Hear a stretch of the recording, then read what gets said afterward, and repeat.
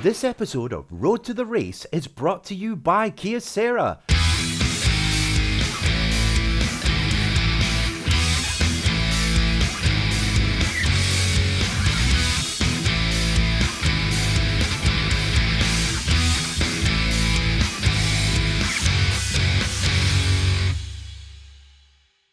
Welcome back to the Horn, Road to the Race with David Starr.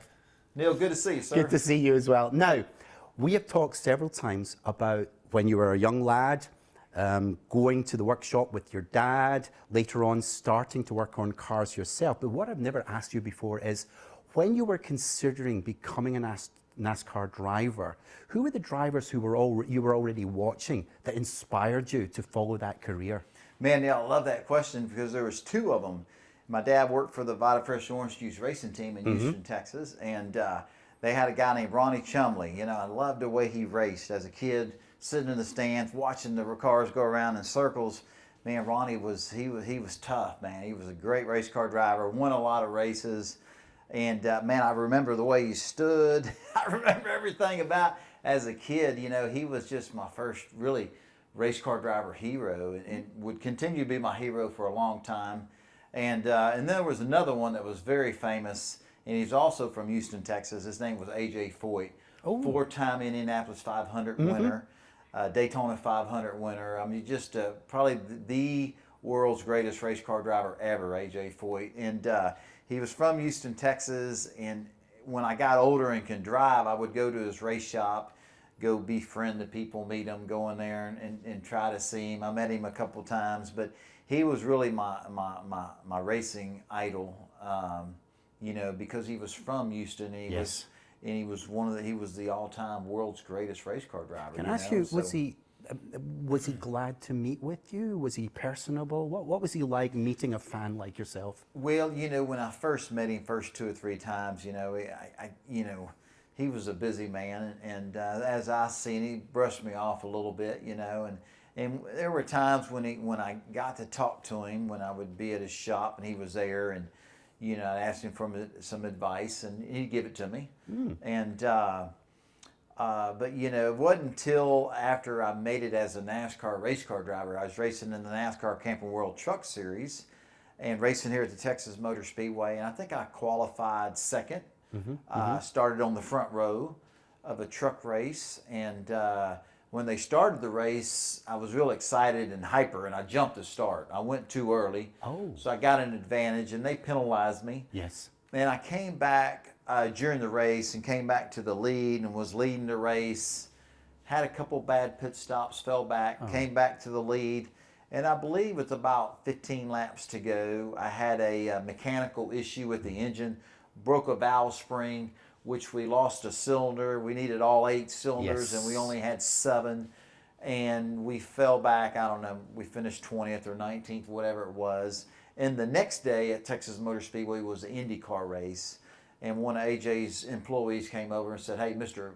Foyt, I'd like to see you." Wow.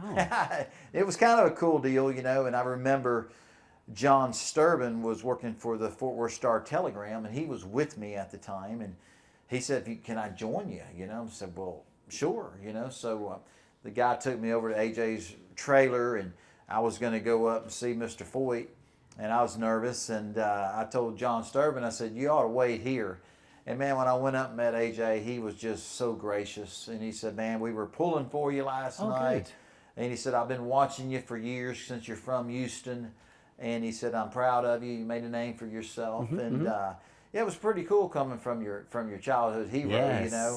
But I remember when I finally, I mean, we must have talked, I'd say 3 hours. I mean, we just talked about, you know, racing in Houston and just everything, you know. It was me asking all the questions. And I remember when I left his trailer, because the IndyCar race was fixing to start. Right. And I said, "Mr. Foyt, it's been an honor to sit here and talk to you."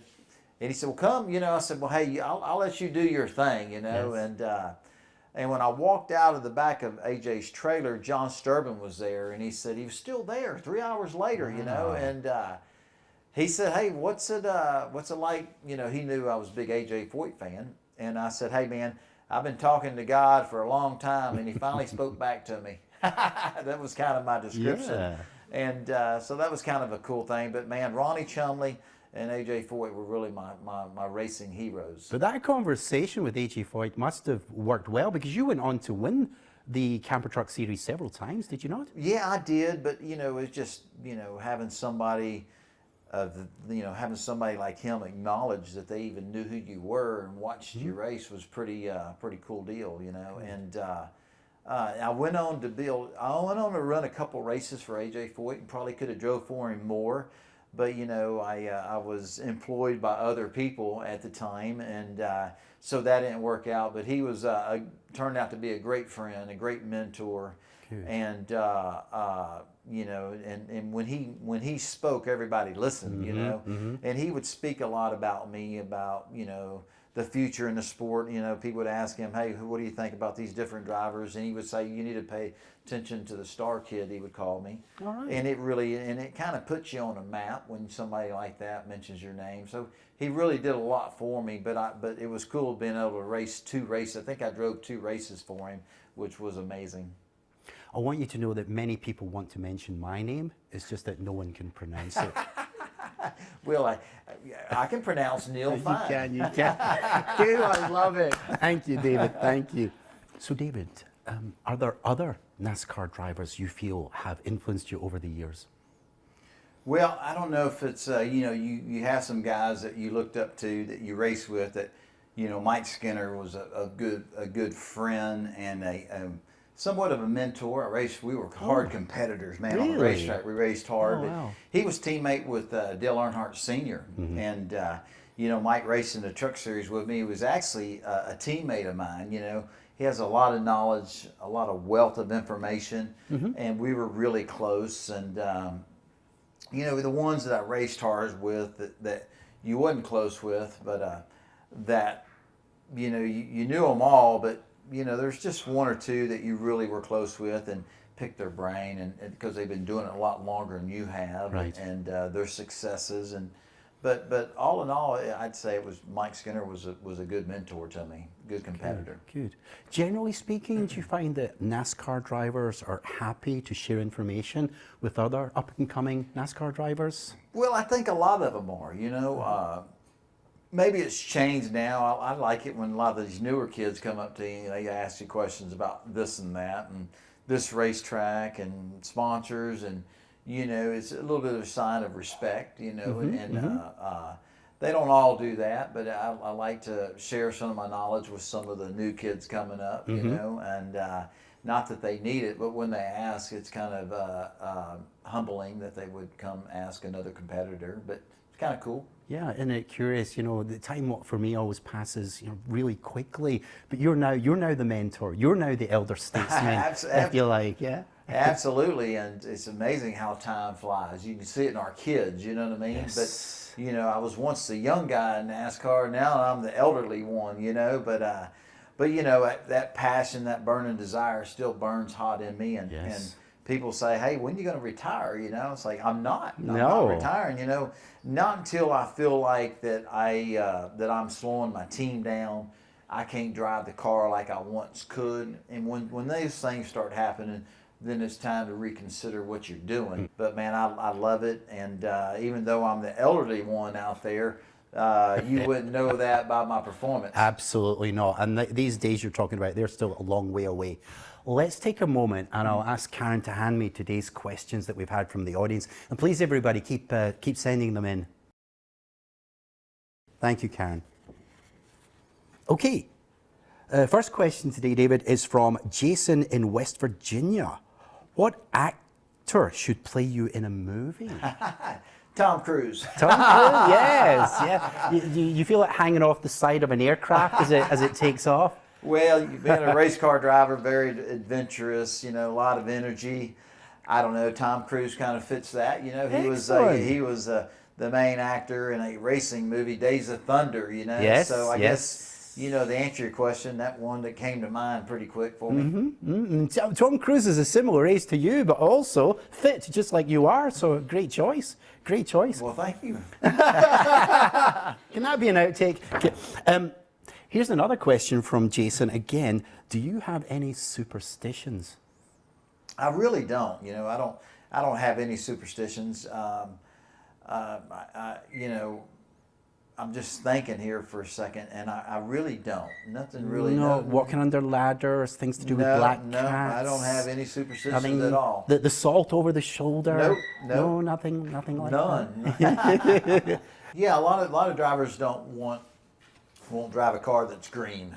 Really? Yeah. Do we know the history? Do we know the history Well, of I that? don't really know the history, but they feel like green on a race car was bad luck. And I don't Interesting. understand why that is, but you know, I've heard that over the years. So it's just as well the Connectus Kyocera car is red, Yeah, white, red, and white, blue. blue, Yeah, absolutely. excellent, excellent. One more. Oh no! Come on, Karen. It's from Susan from Albuquerque. I thought we'd blacklisted her. Come on, Neil. How long does it take for planet Earth to rotate 360 degrees? Are you serious? Are you serious?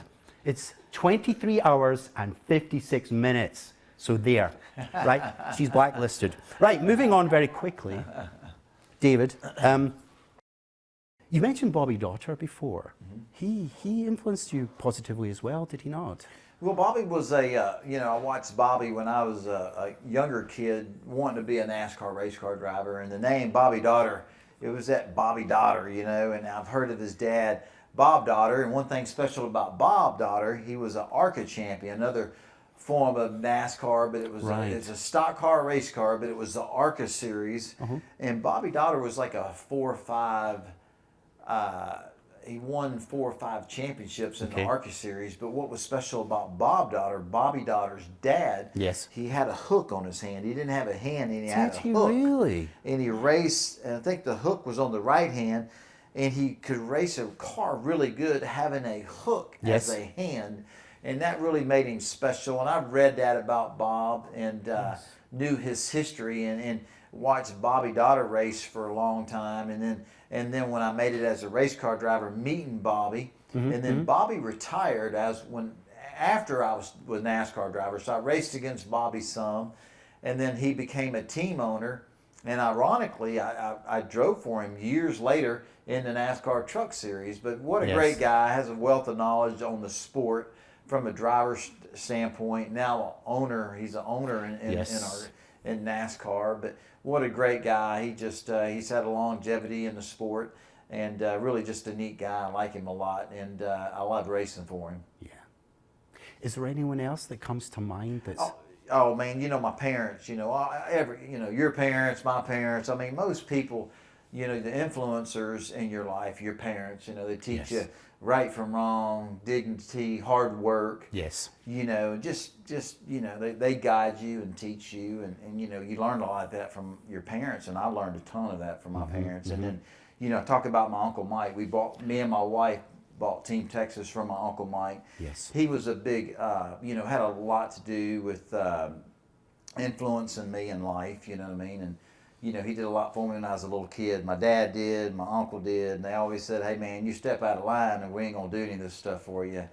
Most people, you know, whether, you know, you're an athlete or not, you know, I'd say your parents really influence their kids a whole lot. Yes. And mine as well. They were big influence on me. And I can see that influence being passed down by you and Kim to your sons as well.